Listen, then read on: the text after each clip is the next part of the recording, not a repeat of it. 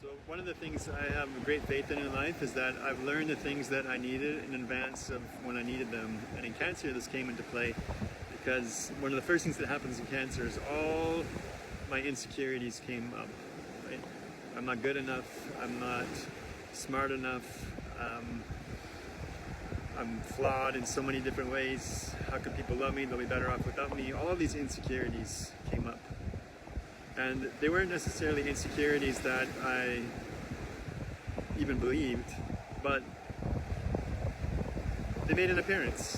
Right? They kind of waved at me and said, "Hey Steve, remember me? You worked on me years ago. I'm back, right? Cancer brought me back. I'm here." And the tool that I learned that I work with on my insecurities, and I still do, sometimes I have to do this every day. An insecurity will come up and I'll be like, okay, I gotta work on you.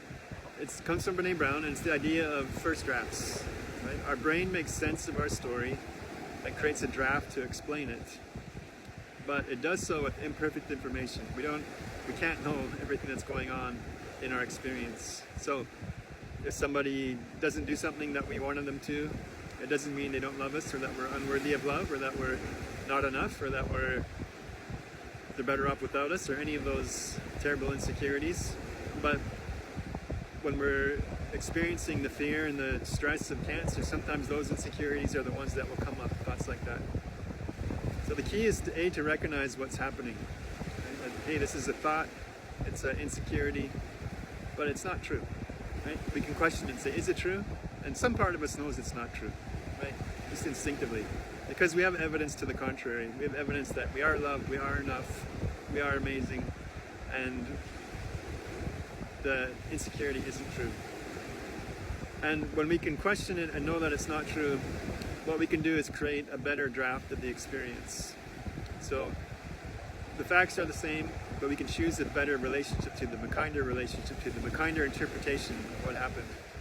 This is likely to be true as our first understanding of our experience, of our story, right? So here's an example. Let's say a friend of mine was supposed to come visit, but instead they don't come. No communication, no word. So I might think, oh, my worst insecurity, like when I'm struggling with fear and anxiety, my insecurity speaks up and says, oh, they never liked you anyway. Oh, you're not a very fun person to be around. Who'd want to be around you anyway? Right? All these kind of thoughts.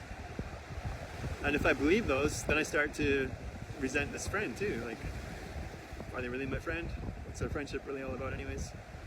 But if I can question those thoughts and be like, okay, I see what's happening here. This is a first draft. This is my insecurity waving at me again. And I can take a step back and say, insecurity, you're not me. You're just an insecurity. Then I can choose a better draft. Like, well, maybe they got a flat tire. Maybe something else happened. I'm sure they'll talk to me tomorrow, right? And 99 times out of 100, the better interpretation is truer, right? Something did happen. They were out of cell phone range. Something happened. That's perfectly logical, perfectly explainable, and much kinder to them and to me. And by the end of it, by choosing not to believe the first draft, but the better draft, our relationships strengthen as opposed to weaken because of my insecurity. Right? So in cancer, again, all kinds of insecurities come up. And the key is to recognize them as first drafts, the stories that they introduce into our minds and hearts.